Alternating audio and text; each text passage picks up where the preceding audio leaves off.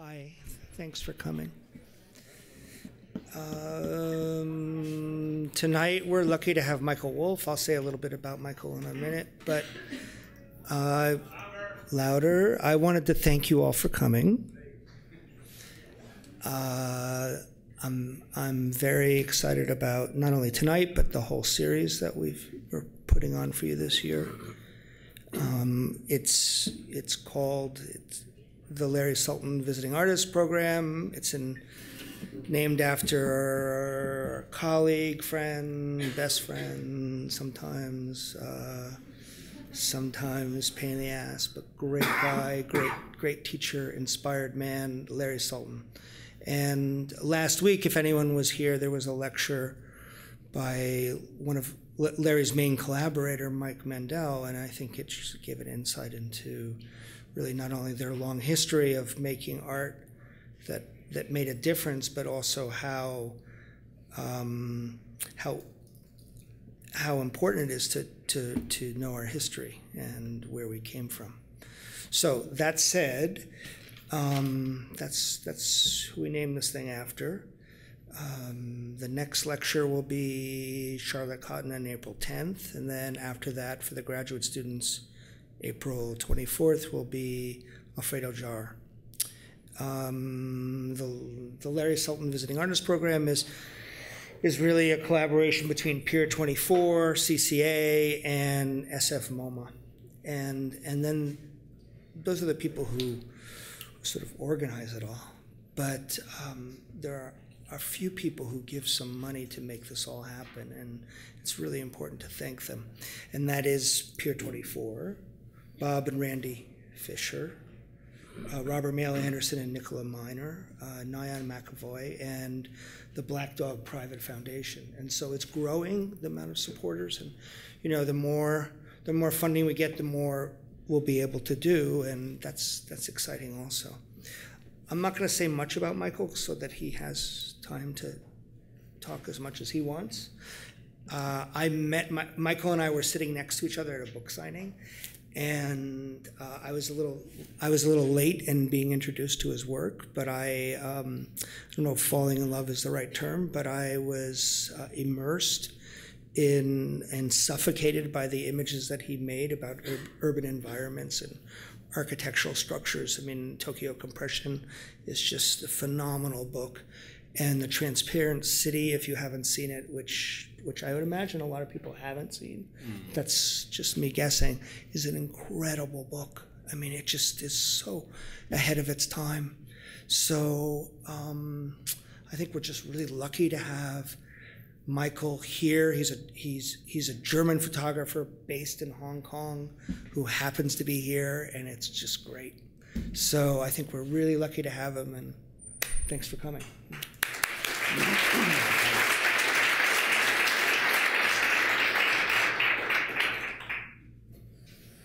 Thanks, Jim, and thank you all for coming. I'm very honored to be part of this program. Larry Sultan was also a man whose work I often looked at and greatly admired. I always, when I close my eyes, I see this picture of his father with a golf club in his living room. It's, it's great when pictures touch us that way.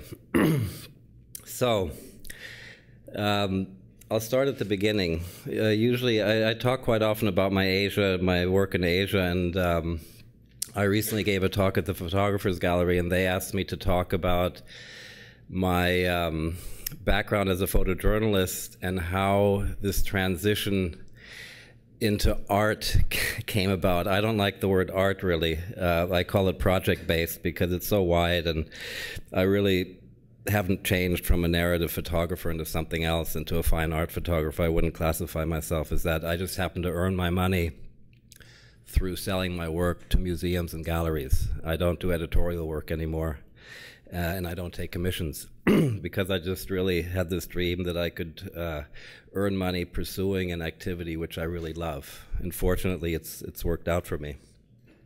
So the beginnings, I was born in Munich in 1954. Both my parents studied art at the academy in Munich. my mother ceramics and painting, and my father calligraphy. And in this is me on a on a rest stop on a highway in Germany in 1955. And in 1956, my parents emigrated to the United States, and that's me on the Queen Mary. We first landed in New York, and then my father went quite quickly to the Atlanta Art Institute, where he taught design. And then in 1961, we came to Berkeley. My father taught at UC Berkeley. He taught art until 1970. As I said, they were both artists and very supportive of what I was doing. And I discovered photography when I was 14, and Berkeley was a great place. There was a lot happening. My father had a lot of interesting colleagues, so I was in my element. My parents encouraged me, and what I find so interesting about coming back here to CCA is that it closes the circle, because in 1968 or 69, I'm not quite sure when, a colleague of my father's, Margaret Damer, taught at California College of Arts and Crafts in Oakland, and my father had asked her, he said, my son is really interested in photography, can't he come and audit one of your classes? And she said, yes.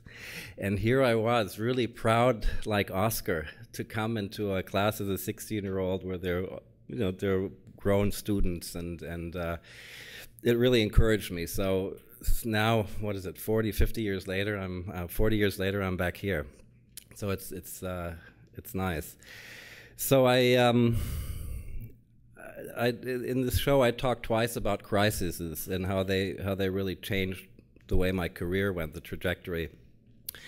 And the interesting thing is that an accident actually happened here in the Bay Area, which enabled me to go to Germany and study at the Folkwang School. And this accident happened in 1971. I was to go sailing with friends in their parents' boat to Angel Island, spend the weekend there, and then come back Sunday evening.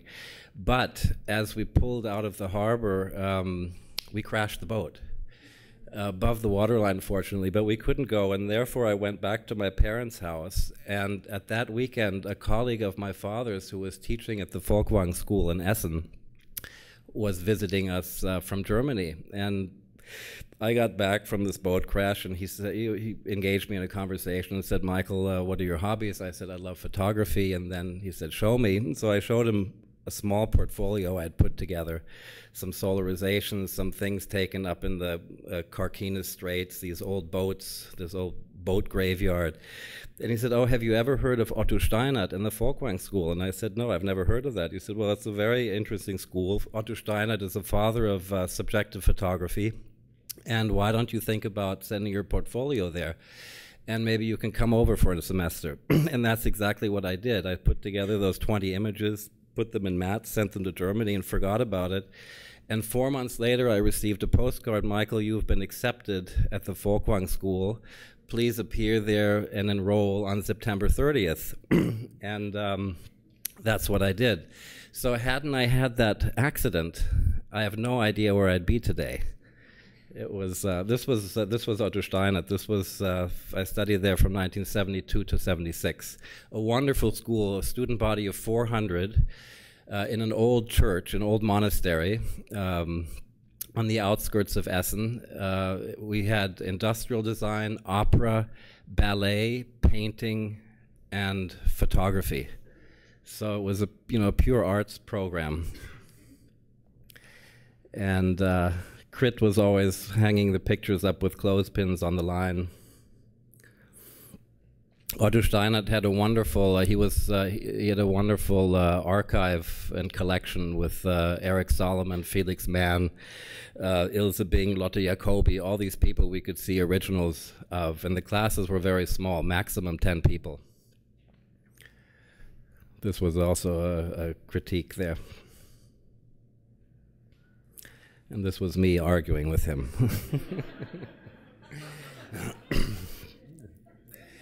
Yeah, those were the days.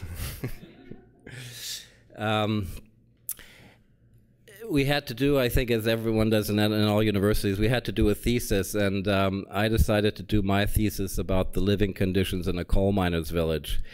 You have to imagine, coming from Berkeley, I was, liberal, socially engaged. I loved Eugene Smith. He was really one of my role models. I loved Minamata, and I just dove into this coal mining village. It was a small town with 800 inhabitants, and I basically spent a year there photographing the living conditions. And we did this in collaboration with the historians, and before that, Otto Steinert was just a very gut person with no theory. It was just do it and make sure you have 6 good pictures. But the historians, of course, were much more structured, and they taught us how to make a structure. So I was photographing the architecture, I was photographing the living conditions of the children, of the teenagers, of the working class, and of the elderly. So it became a much more structured piece of work, which really helped me afterwards when I worked as a professional photojournalist.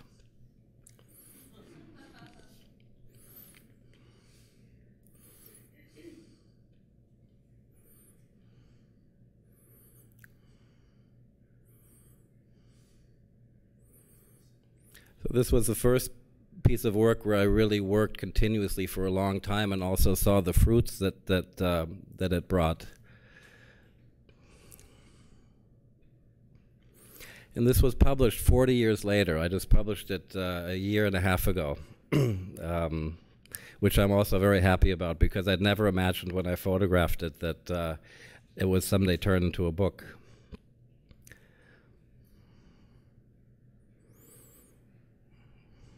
Carnival, I celebrate Carnival there. Many of the apartments didn't have baths. These were all dedicated apartments by the coal companies for the workers. And Anton would bathe every Friday. His wife would bathe him.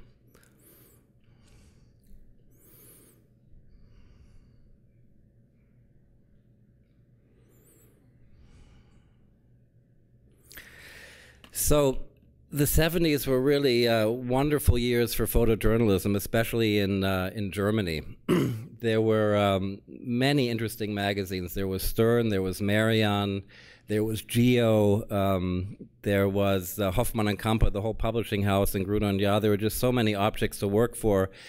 And basically every person who studied with Otto Steinert and did his thesis would immediately get a job. There was just so much to do, and Otto Steinert had such a good reputation. And that's what happened to me. I put together a portfolio out of this Bottrop-Ebel project. I boarded the plane from Essen to Hamburg. I went in and showed my portfolio, and literally 2 days later I was on the airplane to Manchester photographing a story for Geo magazine. So it was, I was 23 years old, and it was just my wildest dream come true. And I more or less worked for 20 years in Germany, and of course internationally as well, for German magazines primarily. I did a lot of different topics, and I think the thing which differentiated me to most of the other editorial photographers is that I rarely received a call from an art director or a photo editor asking me to do something. I always proposed stories. And fortunately, most of the stories I proposed were accepted. One of them was The Red Carpet. It's a story, it was supposed to be about state visits, and I said, well, state visits are boring. You have all the pool photographers, DPA doing everything, and why don't we just do something symbolic, using the red carpet as the red thread going through the whole story. And I figured out how to get access. There was the guy the company responsible for the red carpet, I befriended him, and he got me all the passes. It would be unheard of. You couldn't do that now anymore. But it was just a wonderful exercise for me to do something indirectly.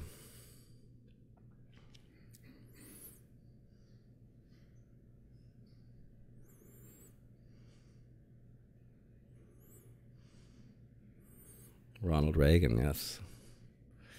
And look at him, Margaret Thatcher, telling her not to trip over the red carpet.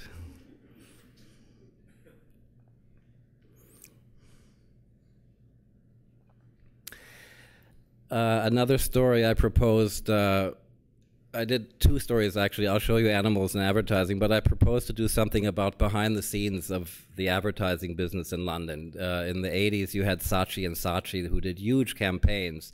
And in the 80s, you also didn't have Photoshop yet. So everything had to really be shot in the studio. And I proposed behind the scenes of advertising of animal campaigns because I just liked this the humor involved in seeing things from behind.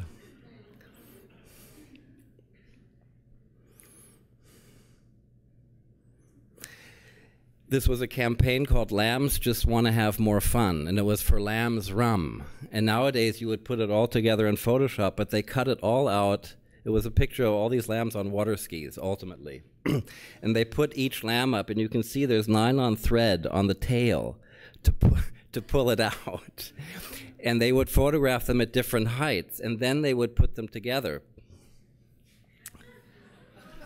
Those were all the different shots of the lambs. They'd cut out the heads, they'd glue them in, so it was a totally different process than nowadays.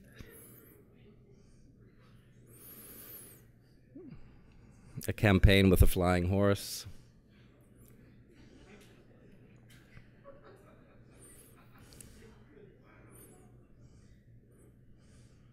And then in the UK, you had dozens of people who specialized in animals for advertising, and these were all animal owners with their prized acting pets.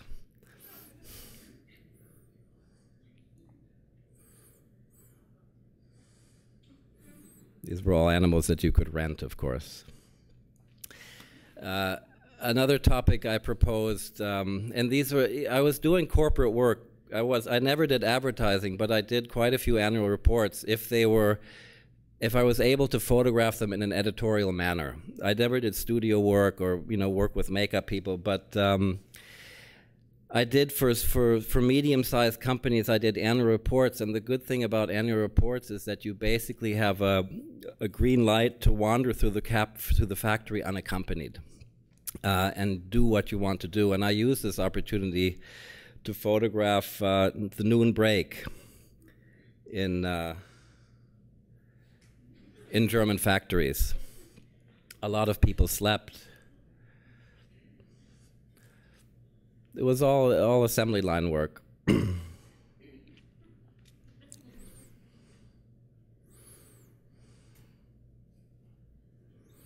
Crossword puzzles.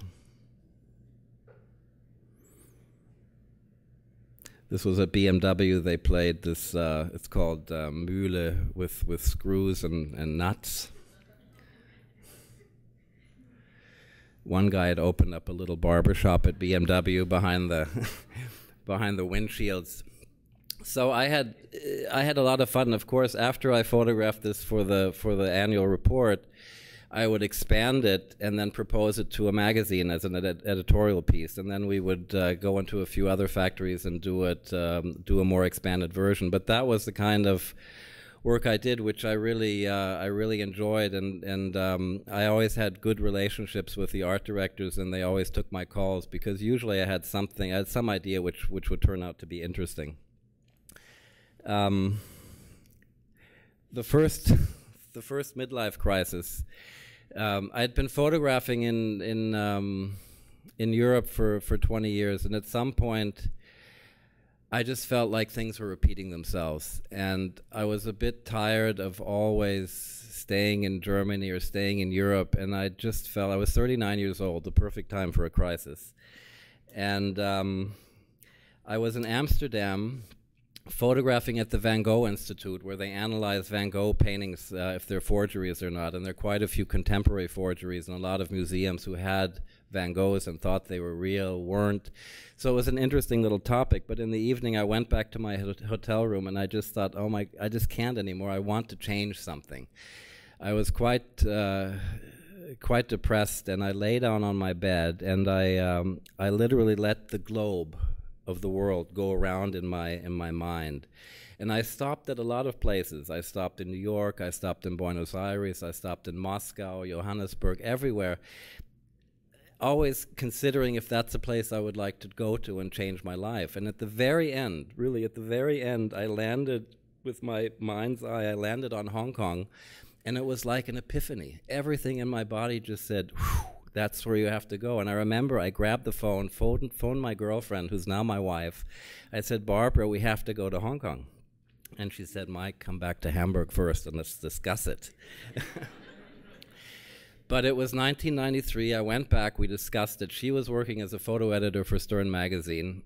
And I was very lucky to get a large assignment to do a whole magazine issue for Marianne about Hong Kong. So I could go to Hong Kong in 1994 from February until May, just to test it. And of course I fell in love with the city, and then in 1995 my girlfriend came, who's now my wife, and I've been there ever since.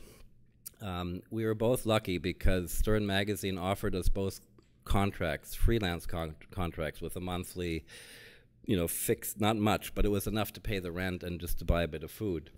And I was contract photographer for Stern magazine, and it was great because I would spend, on average, about 180 days a year in mainland China. And I did stories in Vietnam, Cambodia, and the rest of Southeast Asia, but China was my main focus. One of the big stories I did there was, of course, for the 50th anniversary of the People's Republic of China. Here are some of the images.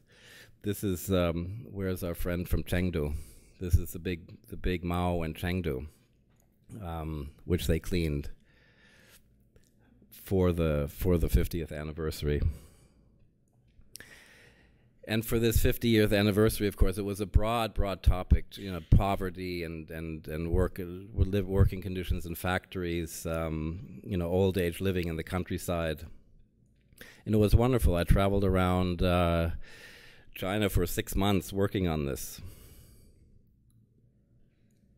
Morning roll call in a factory.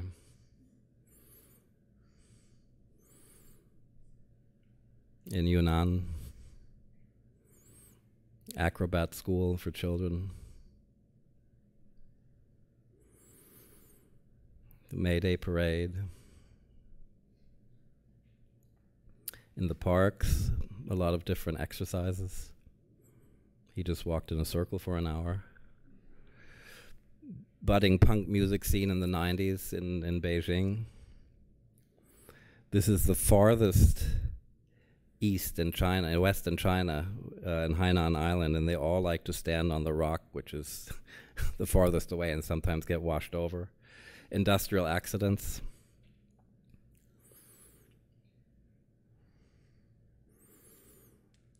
Again, my sleeping people, break in the factory.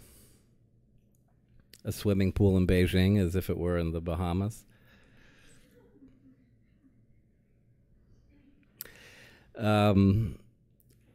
This is again a story I proposed. The Chinese have traditional Chinese medicine. One of the things of traditional Chinese medicine is that many different types of endangered species are good for either your health or for your potency.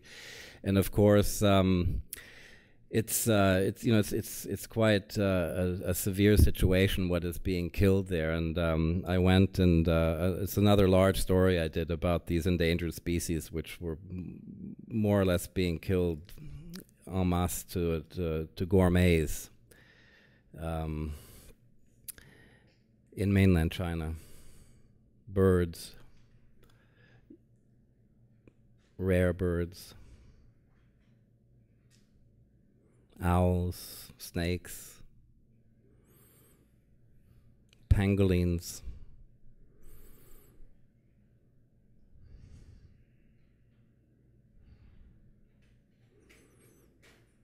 a big boa. They would sew close the mouths so that they couldn't bite. So here I was getting a bit older, and I somehow had this yearning to get away from pictures on a page, from photojournalism. And you have to imagine in the 90s in Germany, this idea of photojournalists having a very personal and unique and recognizable style, like Salgado, for instance, just as an example, or Martin Parr. You know, you can recognize a Martin Parr picture. Stern magazine didn't really want that. They always wanted you to think in double pages. The ideal story and the crown of photojournalism in Stern was to have 6 double pages. And of course, they all had to be, you know, the gutter couldn't go through something important. You always had to have a spot for the headline. You needed a dark spot for the caption. And one tends to internalize this way of seeing. And I decided I wanted to try to get away with this, get away from it. And I bought a 6x7 centimeter camera, Machina Plauble, which is sort of like a Leica for medium format. And I decided, influenced by August Sander, to do a series of portraits in mainland China. Portraits of Chinese people, I call it. And it was basically copying Sander's idea that the clothing and the environment reveals something about the social standing of the people that I took the portrait of. And the idea wasn't to take a psychological portrait, so I always wanted my subjects to look neutral. I always said, just think of nothing.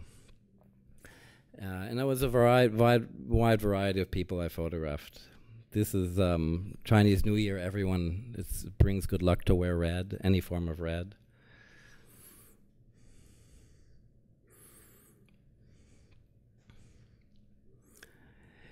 And it suddenly was a very different way of approaching, for me, a different way of approaching a subject matter with a tripod, consciously figuring out the depth of field with an open lens so the background is a bit out of focus.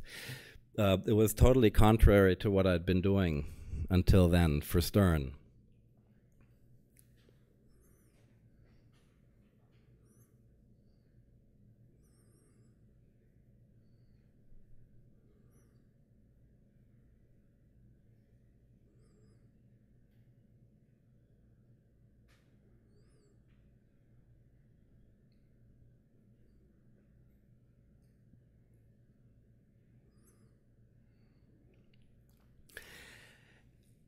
And then another topic which had come up during my travels was my chairs. Ever since I've been a child, my mother had gone with me to flea markets, and I loved flea markets. I loved vernacular. I loved patina. I loved everything which is old and used, and I loved trying to figure out what things are used for. And that obsession is still with me today.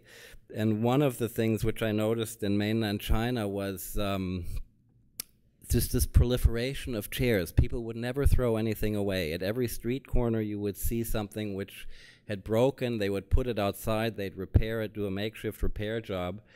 If the legs broke off, they'd put it onto bricks. It was just wonderful. Cover it in red, and I would again, I would use the Stern jobs to more or less feed my own project, and I would photograph these chairs. From every trip I took, I would bring 2 or 3 back with me, small ones, albeit. I have a large collection now of bastard chairs of China, but it was my private project. It was something which Stern had nothing to do with, and I did it parallel to my assignments. But I had no idea what I would do with it. You know, I didn't know if I would exhibit it or make a book. It was just something I needed to do, and I love these objects. It's just they don't care how it looks. The main thing is that it works, and that has its own unique aesthetics because they don't care about aesthetics.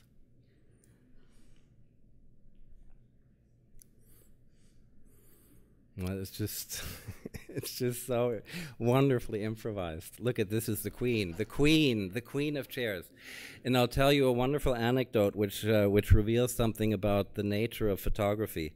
I photographed this in, I think it was 1998 or 1999. It was, in any case, it was 2 days before Bill Clinton came on a state visit to Beijing. And I had gone around Beijing photographing a few of these chairs. Then I came upon this one, and I set up my tripod. I had my camera, and suddenly all the hair on my neck stood up, and I turned around, and there were at least 25, 30 people behind me crowding in and, you know, looking what I was doing. And then they saw the chair, and they said, "Why are you photographing that chair? It's so ugly. You know, you're making fun of us." And I got a little bit scared. My interpreter was with me. He was my assistant, and he translated. And I said, "Well, let's just pack up and go away." I packed up my stuff and just walked away. And then 6 hours later, I suddenly thought, why don't I go back and take a portrait of the owner sitting in the chair? And that was an idea, a story idea I had, actually. I was going to just photograph the chairs and then the chairs with the owners. So I went back. It took me about a half an hour to get back, and the chair was gone. And I looked everywhere. And then I asked the soy sauce salesman, who had a little stand, I asked him, "Where did the chair go?" He said, "Oh, after you left, the public security police came and they smashed the chair to 1,000 bits." So the moral, of course, is by focusing my attention on the chair, I destroyed it.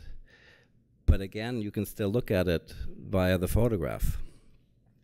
So it's very ambivalent, this idea of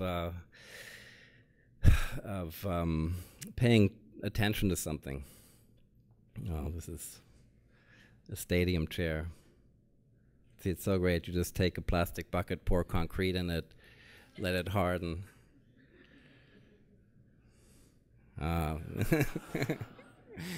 That's a good one.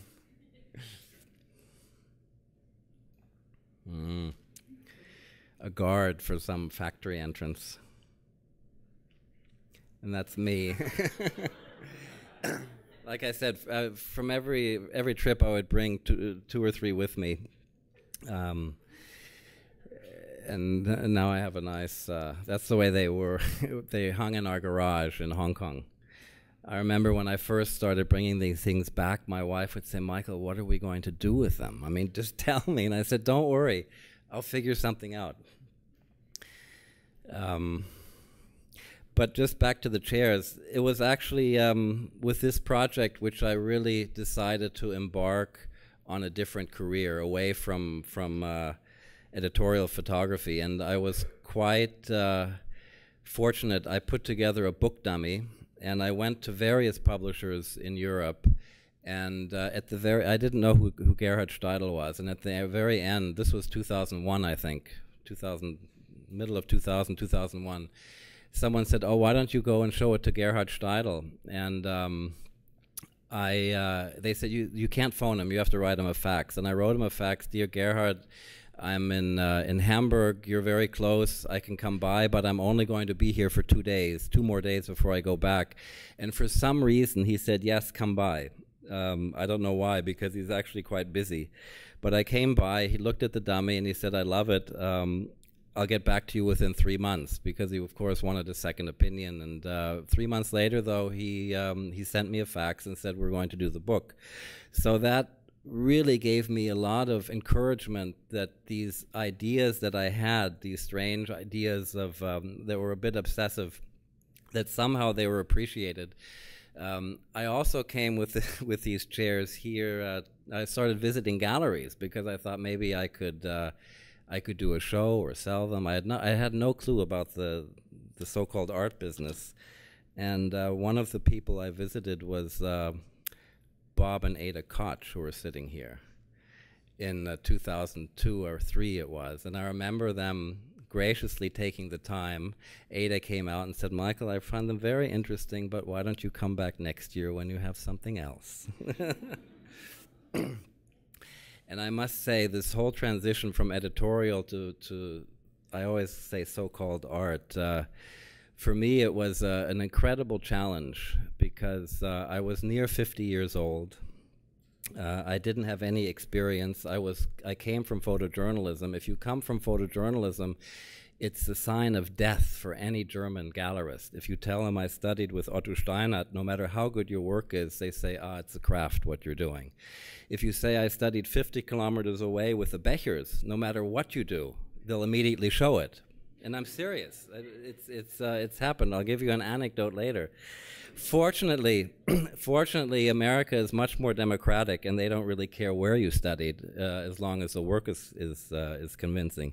But nevertheless, I went around, and at 50, gallerists don't like 50-year-old artists. You know, they're too old. You can't milk them long enough. You want a 24-year-old, a 22-year-old talented person who has a 30-year career ahead of them, and 50 is just borderline gone.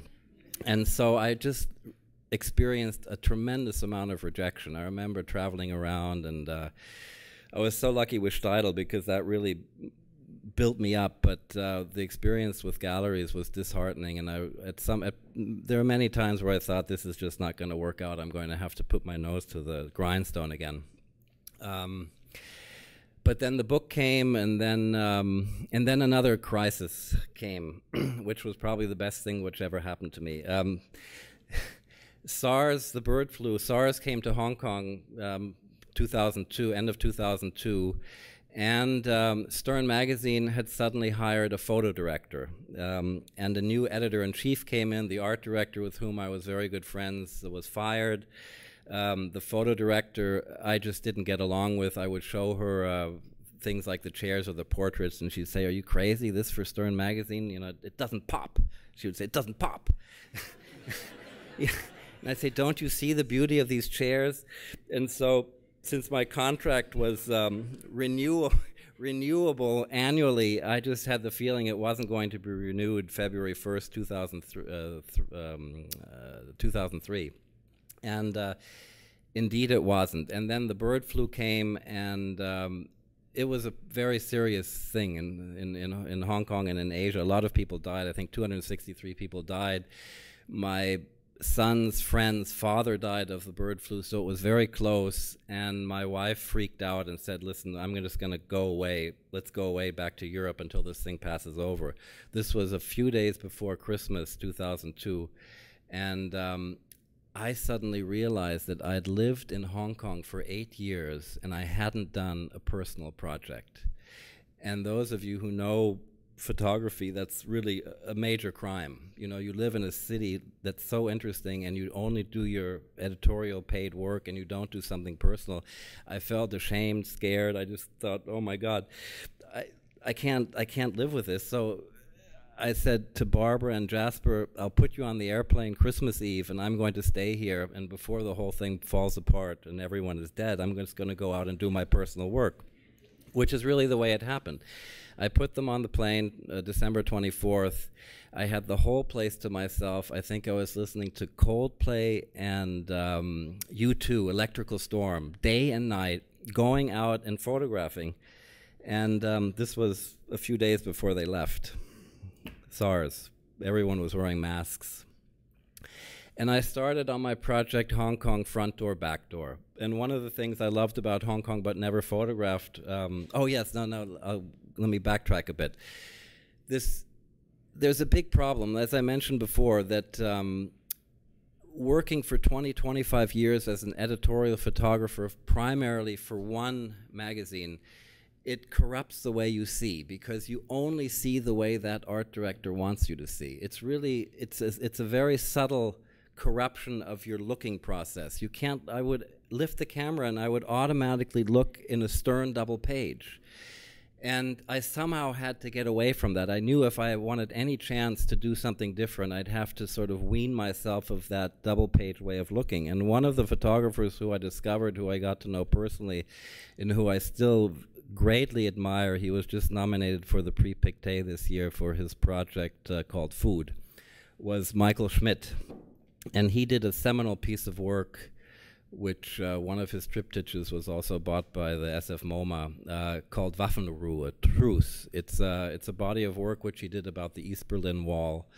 It consists only of 34 pictures, I think, and it's just very important, and I loved the way it was photographed, and I set out to imitate exactly the way he photographed. He photographed with a 6x7, low depth of field, and you can see it. This is one of the images out of Waffenruhe. That's the Berlin Wall. The whole book is about the Berlin Wall before it came down. It ends in 1989.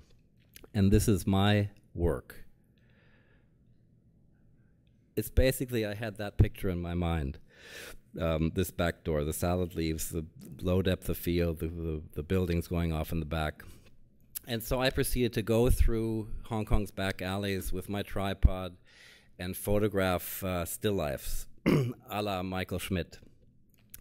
But I did it a bit different. I created topologies. One of them was the gloves.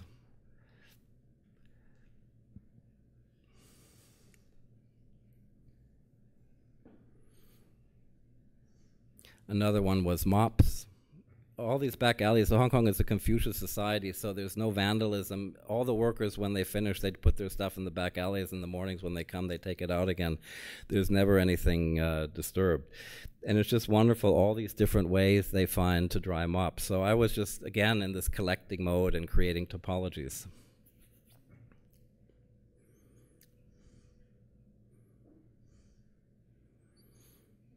Again, the way they tie it to that, just so they don't fall over. Lost laundry. In Hong Kong, you don't have attics where you dry stuff. It's all hung out on bamboo poles, and you have a gust of wind. And if you go through Hong Kong and you look up, everywhere you'll see lost laundry hanging from air cons, from wires, from signs. And it's, again, a topic I've been photographing for the past 10 years. Whenever I see it, I collect it, put it in a folder. And all these things are now in the new book I published a few months ago called Hong Kong Trilogy. Trilogy because it's mops, gloves, and lost laundry. The cups, you know, it's so, I know exactly what that means. It means there's a truck driver who got out and that's where they drink their coffee, but they feel a bit guilty about throwing their cups on the ground, huh? They stick them in the fence. It's just such a nice, or the jams. Everywhere you see people jamming their work shoes behind the pipes because they'll be there the next morning. You don't have to take them home. And space in Hong Kong is a very rare commodity. It's expensive, so you want to keep as much stuff as you can. You make public space into your private space. That's why you find all these things. You don't take them home. The weaves of these carts, Hong Kong has no social security, so if you're old and have no money, you have to somehow scrape by. And what these old ladies, usually old women, do is they collect paper, all this newspaper, cardboard, and they all have these carts. And the carts come without the weave. They're just this bent piece of metal. But if you push it uphill, all the paper, of course, would fall through. So every cart has its own weave, and every weave is different. And I would just get into these weaves. So I would just be peeling the onion, going deeper and deeper. And for me, they're like pieces of art. They're Rorschach tests, or a reflection of the personality. Everyone would improvise. I could basically cut them off and hang them on the wall. So there was this myriad of things to find in Hong Kong back alleys which fascinated me. String. No one would throw in the back alley when you open a carton, no one would throw the string away. They would always attach it to something because you never know. 5 days later, you might have to wrap something up or tie a plastic bag closed, so you just put it. And they're also beautiful. You'd see them everywhere, hanging around. So I was walking through these back alleys, and of course, I wasn't only in the back alleys. I would also, go across town and walk around, and I started photographing architecture, and I would come back every evening. My wife and son were gone to Germany. I would put on my music. I would get the developed color negative films, and I would scan them and I would print them out. And I started printing out the architecture, but I had realized that I always photographed the architecture whole, as a whole building. So I was basically trying to describe it. And at some point I had these 11 by 14 inch prints, and I decided to fold away the sky and the horizon. And suddenly I had this. And I realized, that's something which is really interesting, because it's not so much about the building, it's more of a metaphor of what this vision of something could be, because you have no idea how high or how big this is, how wide. It could be twice as high. Usually they end 1 or 2 floors above where I crop, but it doesn't matter. It's an illusion which I'm creating. So one of the things which interested me and which I try to pursue in many of my projects is this juxtaposition of different things. So here I was juxtaposing architecture of density with the back alleys, so the macro and the micro. And when I exhibit it, I exhibit these very big, and I make the back door images quite small, 5 by 7. and I put them in collage form around these big buildings because they're very personal, and this is very impersonal. So it just gives you a layered meaning.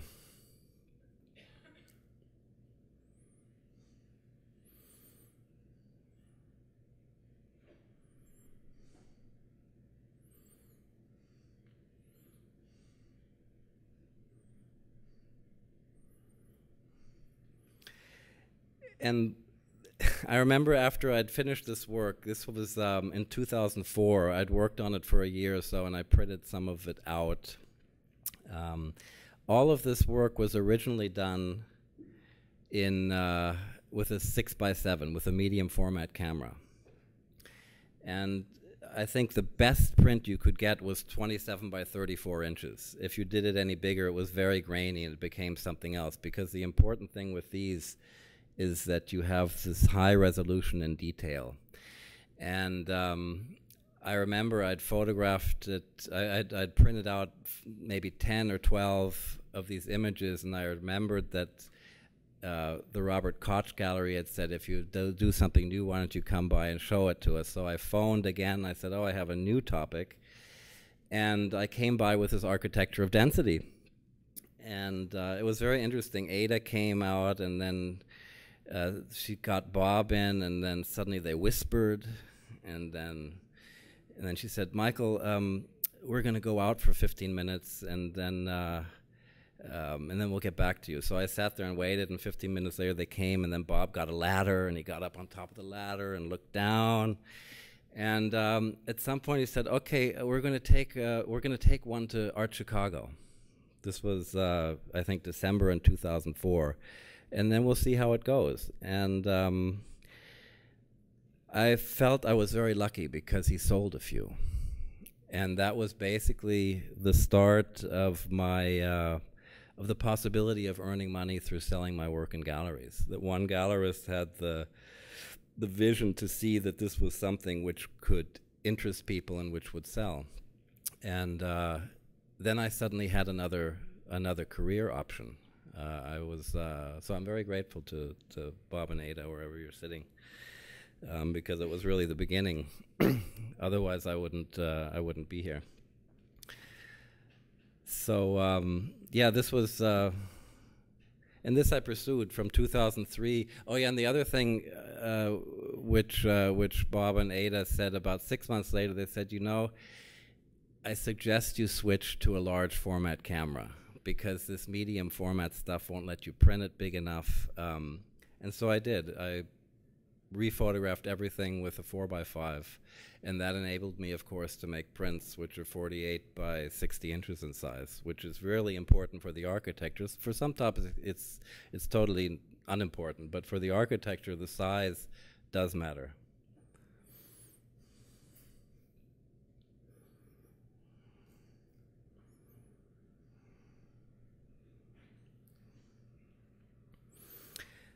A few years later, I started getting into the night shots, which was something very different. Again, it was more about transparency, about looking in. But the style, the method was always the same: isolated, you know, cut off. Don't let the eye escape. Don't let the eye go out of the picture.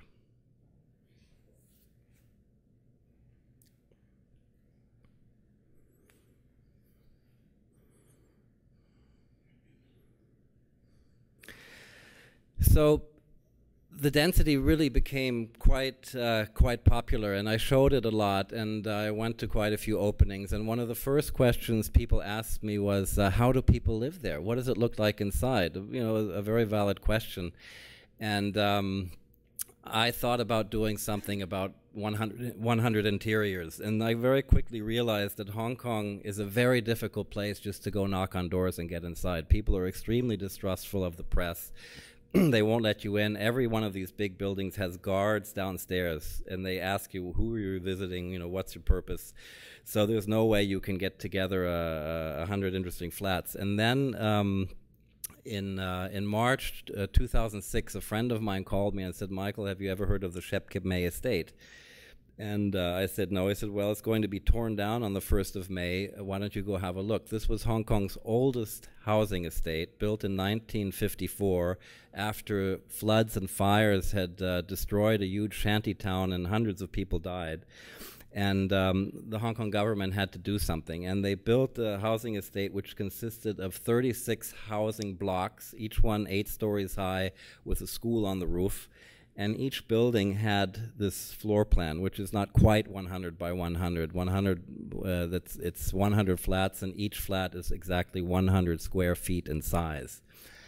And I did this in 4 days in April. If you look carefully, you can see in many of the rooms there's a calendar. You can see on the dates which I photographed. It was April 24th, 25th, 27th, and 28th, I think, because on May 1st, they all had to leave. And here I was, working on the back door, on the chairs, working on the architecture, and suddenly again I was dealing with human beings. And I found the project, for me, it was fascinating under a sociological aspect. All the flats have exactly the same floor plan, and everyone puts something else in, but then again you can see what they all have in common. They have, most of them have a fan, a refrigerator, a calendar, a TV, a clock. And I decided it was important also to make a small questionnaire, and I asked them 4 questions. How old are you? What work do you do? How long have you lived here? And do you like living here? And I would say 80% of these people said we love living here, and the size doesn't matter, but we love living here because of our neighbors. And it's true. Most of these people are quite poor. It's subsidized housing, so they pay, maybe $40 rent for their 100 square foot. But they have neighbors, and if they're old and sick, the neighbors will go out and do something for them. And then, of course, the question is how to show this. And I've showed it in many different ways, but the way I liked it most was to create a room which is exactly the same size as this room. It has exactly the same dimensions. It has an entranceway where the door is. And all the photographs, all 100, are mounted inside this room. And you have the measurements on the floor. And it's amazing, this feeling, because this is a 24mm lens, so it makes the room seem a bit bigger than it is. But if you enter a room which is exactly the same size as the room you photograph, you suddenly realize how absolute small it is. So here again, I was doing things which I could never do in photojournalism. I could do installations, I could collect things, I could build things. It was just, it was really a dream come true.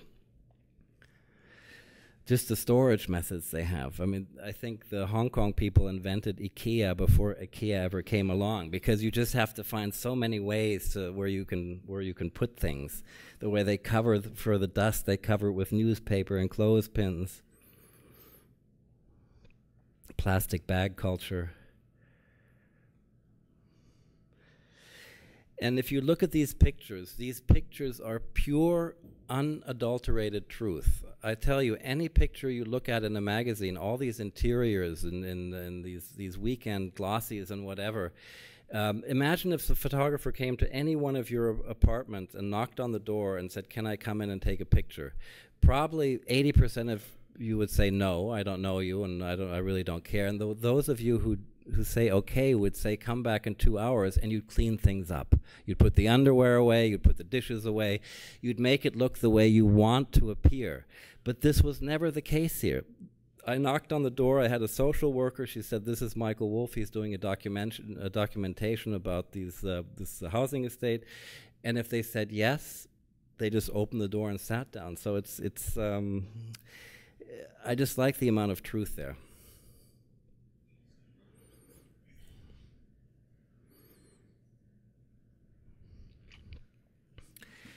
So now we come to Tokyo compression. I had worked on the back door. I had the architecture of density. And I slowly realized there's some other topics which came in between. They come at the end, the Toy Story and real fake art and the Google Street View work.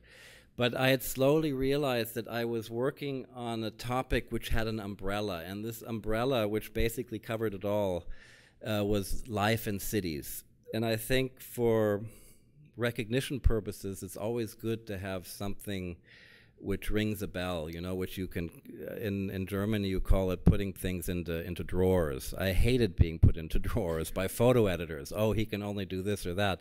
But Life in Cities was broad enough, which, and I thought it was really my topic, and it had so many different facets that I would really never run out of subject matter. And Tokyo Compression really came about after I was in Tokyo in 1996, after the sarin gas attacks for Stern magazine. You know, the Aum sect had released sarin gas, and 4 people died.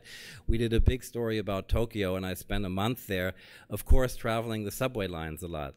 And I came to one station on the Odakyu line, which was very unique because it only had one train going in and one train going out, and the platform was in the middle, but the people would get in from the other side. So I could stand literally here or here and photograph him because the doors would open to the other side.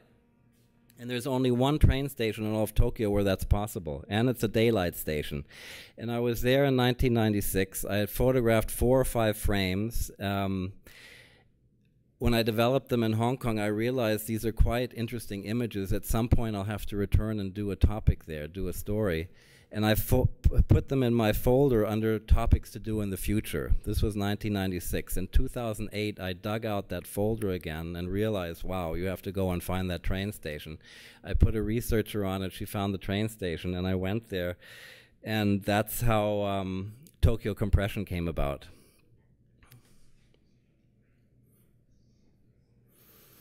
I was here the first time for 6 weeks, so for 30 working days, Monday to Friday, always from 7:30 until about 8:45.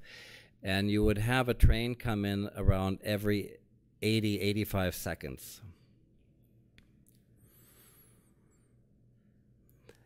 And these people, of course, in a sense, were victims because they couldn't escape.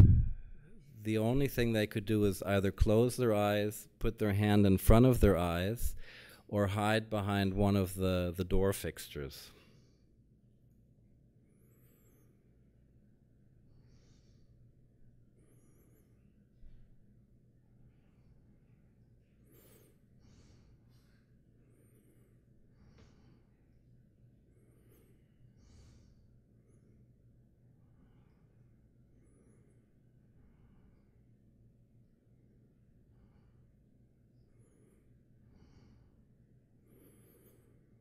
And for me, it was a form of closing the circle. Here I was doing the architecture, all these things not really involving human beings, and suddenly I was really intensely close to Mensch again, to the human condition.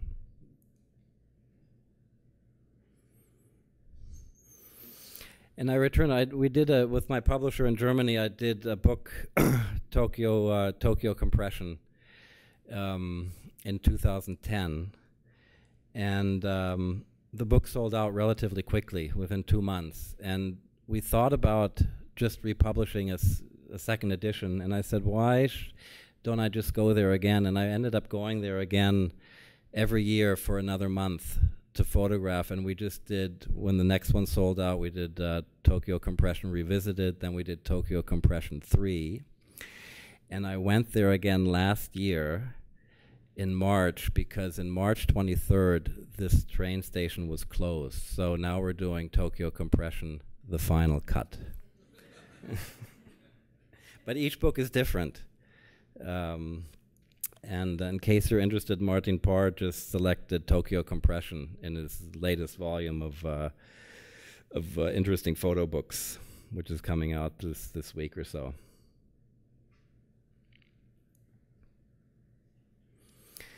And every time I returned, of course, I wouldn't get 60 good pictures, but I'd get 20 or 15 or 20 ones which I thought were better, and my vision kept getting gloomier. I would start working more with the condensation. It would be more, the people would hardly be recognizable as here, but it reminded me somehow of a Francis Bacon portrait. It's just, So the pictures did evolve, or this one here, it's Kafkaesque. It's one of my favorite pictures. This guy staring at me.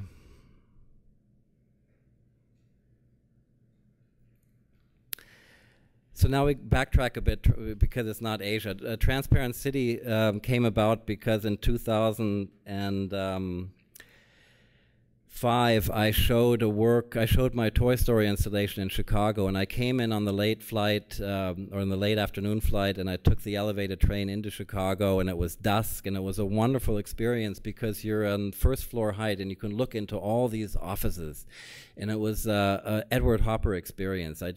I was fascinated, and I thought, wow. And when I went to Natasha Egan, who was the curator responsible for bringing me there, I think the third sentence out of my mouth was, "Natasha, can't you find me an artist in residency here?" And lo and behold, 6 months later, I received an email, I found someone who's willing to have you come over. So I was there for 3 months altogether. And I received this artist in residency basically because the real estate developer loved the Hong Kong architecture of density. Of course, Chicago is something very different. It's more about transparency, hence the transparent city.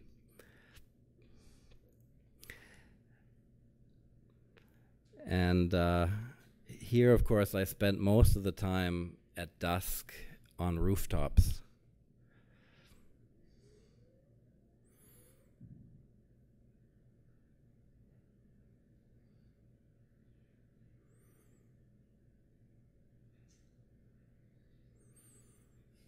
Also looking into windows,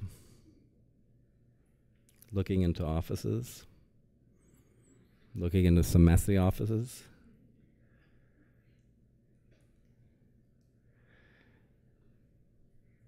Rear window, Hitchcock. I'm always asked, did you Photoshop that in? But I'll give you a very cryptic answer. I say there are 3 ways of doing it. 1, you can Photoshop it. 2, you can look in the TV guide and see when that's being broadcast, and you can go and find a location and be up there and hope that they're looking for it. Or you can find someone who has a good location that you know, and you can give him the DVD, and you can ask him to put it in, and you can ask him to freeze it. And I take my picture, and then I phone him and say, okay, just keep watching. I'm not going to tell you which one I did. And does it matter? Huh?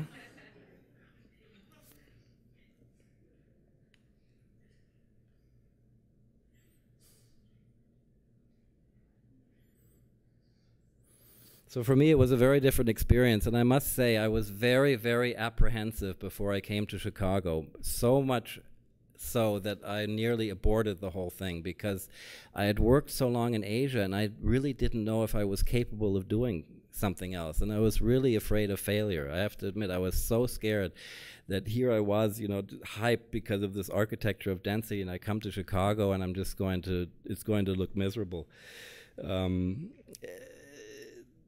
And at some point I just said, you have to go through with it, and I'm very glad I did, because I realized that that it is possible for me to do things somewhere else. Now again, you have this, if you know my projects, and I've explained to you the methodology behind them, I don't like just doing things on one plane, and I always are on one level, and I wanted really to figure out how can I bring in another level in this transparent city story. And I had a lot of ideas, but none of them panned out until I came back and started looking at all my files at 100% to sort of clean them up, you know, to work on them. And this is the file the way it was shot. This is the file a little bit closer. And this is the picture with a screen grab printed big. And I suddenly realized, why don't I go from window to window finding interesting things people are doing? You have to imagine the serendipity of this moment. I have a camera set up way the hell and gone across on a parking lot garage on the other side of the street. The moment I press on that shutter, this guy is giving me the bird. He didn't stand there for an hour like that. It was just this short little moment where things overlapped. And I happened to have it, and I happened to discover it, and it gave me the idea to do these crops. And this was the sort of the beginning of the banking crisis, and I focused on worried bankers. And there were a lot of them. There were meetings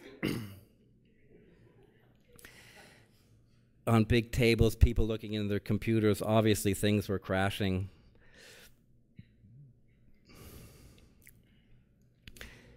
And the idea was, of course, the architecture, when you print it very big, you still have to go quite close to realize what's going on. On the other hand, if you print these 70 by 90 inches, you can't recognize anything.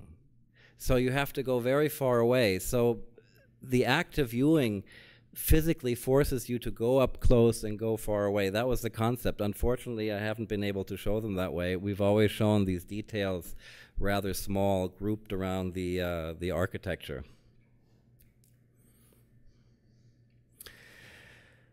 Real fake art. I'm also interested in the medium of photography, and I like to analyze it a bit, and this project gave me a good opportunity to analyze a lot of things. One of them, the price of art, another one, photography versus painting. There's a place across the border from Hong Kong called Shenzhen, and there's a village there, Dafen village, where there are literally thousands of copy artists. All the stuff you see in Walmart, all these Van Goghs you see in hotel lobbies, they're all made there, and they cost between $5 and $50, and they're made en masse. And I decided to do a project called Real Fake Art, in which I commissioned or bought famous works of contemporary artists. And I did a book called Real Fake Art, where it's always the portrait of, these are always the artists who painted the picture. Who painted the picture and the price I paid for it. Of course, the idea is to find a location for the portrait which somehow has a relationship to the painting. Here, of course, the tiles and the Andy Warhol paint by numbers. Here it's, for me, almost like musical notes, these rugs, the noise. Richter's two candles and my mops, you know, they come up at odd moments and other topics. And the stool, yes. The Bechers, you see in the Bechers, this is a photograph, but it's painted. And I photographed it again. On Kawara, September 10th, one day before 9/11. Jasper Johns, Richard Prince. Friedlander, black and white. But I would look, of course, very consciously for, you know, this stuff happening and where I placed it, and this pomelo thing opened. So all these portraits, finding the location would be the big part of the whole thing. I would spend a day or so just to find the appropriate location to photograph him. And then in the end, I bought all the paintings. So I have a huge collection of real fake art. And this is the way I show them. I showed them in Santa Fe, I think it was a year or 2 years ago, and Aaron Schulman, who's giving a talk, I think today, over in Oakland, curated it. And these are always the original painting and my portrait printed to the portrait is always printed to the size of the painting, and they're mounted together in a frame. So you know, there are a lot of things going on, the relationship between size, the proportion.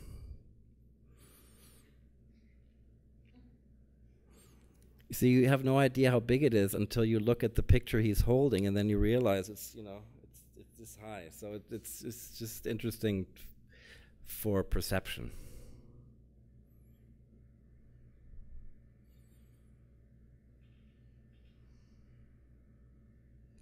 Okay, I think now we're getting to the last one.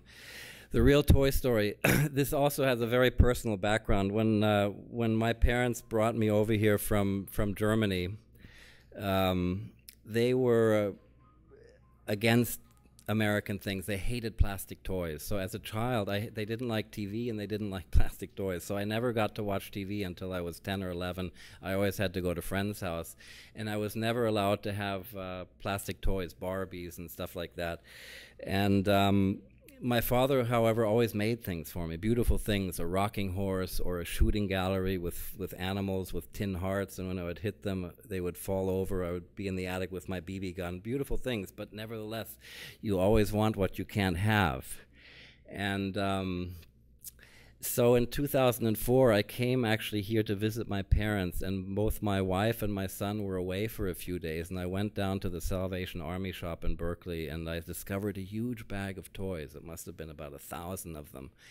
And it was like someone who, a heroin addict who suddenly finds his stuff, because I just said, how much is it? I bought it, and I just carried this thing home, and I dumped it out in the living room, and it was really this deficit I had, and I could just almost swim in them. And then I thought, oh, what would happen if I just put all these toys, place them all over the room, on every piece of furniture on the table, and when my son comes back, I'll put a blindfold on his eyes and bring him into the room and take off the blindfold. And that's exactly what I did. And Jasper went, wow. And then I realized, what happens if that happens with 1,000 toys? What would happen with 5,000? What would happen with 10,000? And so I ultimately homed in on 20,000 toys. And I decided to come to California for a month. I rented a van and I drove with my sister from from San Francisco to LA, and we stopped at every flea market, at every secondhand store. I went diving for toys. I figured out quite quickly that you have these bins of plush toys, but the plastic toys are heavier. They settle at the bottom, so you have a good 12 inches. And if you do the math, 30 days, 20,000 toys, that's about 700 toys a day. That was quite a bit of pressure. I brought them back to our deck, and then I had them all shipped to Hong Kong, and the idea was to do an installation. And of course, you have to figure out how to do this with Velcro or whatever. In the end, I thought magnets would be the best, and I proceeded to sand down over a period of 6 months, to sand down every toy, because these magnets and super glue, if it's a curved surface, it doesn't hold. So I had to sand them all down and glue magnets. That was our living room for over 6 months, gluing magnets, inviting friends over. And then I started doing experiments. I got some very thin rolled metal sheets, and I attached it, and just to try things out, how it would look if they would all be upright. I tried things out on the refrigerator. I put a piece on the wall and started attaching it. Then I rented a studio where I had them all brought, and I had a bigger piece of metal. And at some point, I decided it's no good to have them all perpendicular and to have that this metal color shining through. So I spray painted it black. And I did an installation, which will come in a second. But again, we have this idea of juxtaposition. And I just didn't want to do this cave of toys. I thought it would be boring. So I thought, why don't I go to toy factories and take portraits of toy factory workers and embed these in the toys? Because then it becomes a totally different thing altogether. And that's what I did. I went to, I wrote to 200 toy factories. In the end, I got into 7 of them. And I proceeded to take portraits.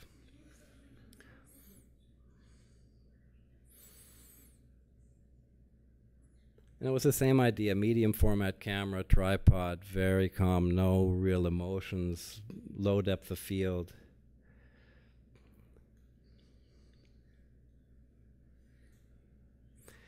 And this is the way the first installation looked in 2004 at the John Batten Gallery in Hong Kong. It was like a dream. You could go in and you had these embedded portraits, and it was, of course, interesting to see the toys, but then when you suddenly realized that these toys are made and the people who made them, it just became something entirely different. So I've shown them quite a few times. The last time was just 2 months ago in Shanghai. This was in Hamburg, where they built a room specifically for the installation. It always takes 45 square meters. That's about 450 square feet of wall surface. Children love it. This was the Shanghai installation.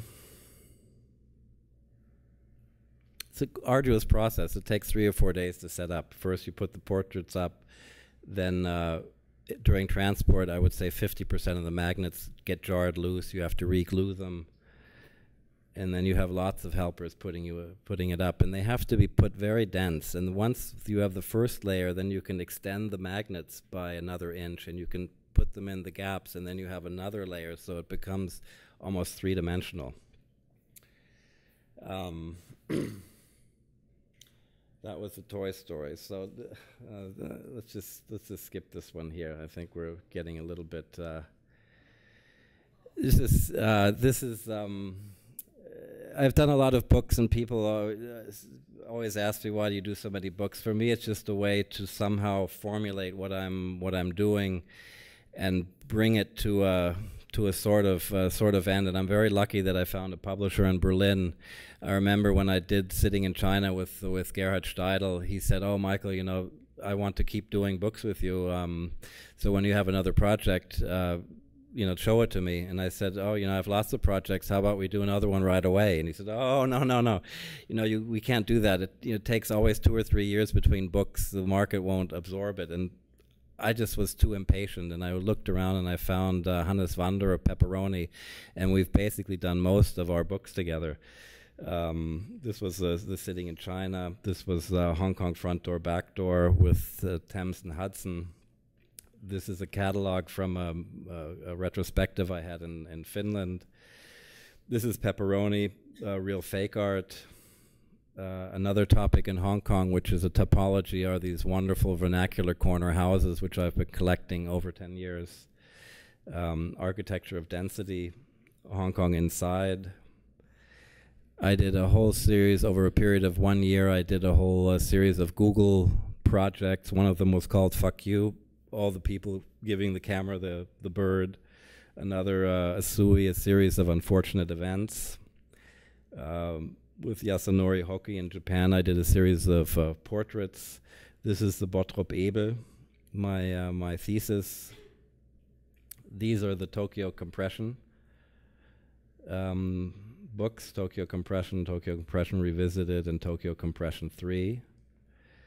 Earth Gods, another vernacular topic in Hong Kong. I did this with Hong Kong University Press.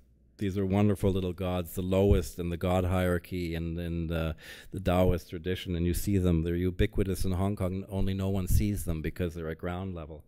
And I've been photographing these for years. This is the latest one which has been published, the Hong Kong Trilogy, and this is the next one, Hong Kong Flora, I'm launching on April 10th at Foam in Amsterdam. So, thank you very much for bearing with me. It's,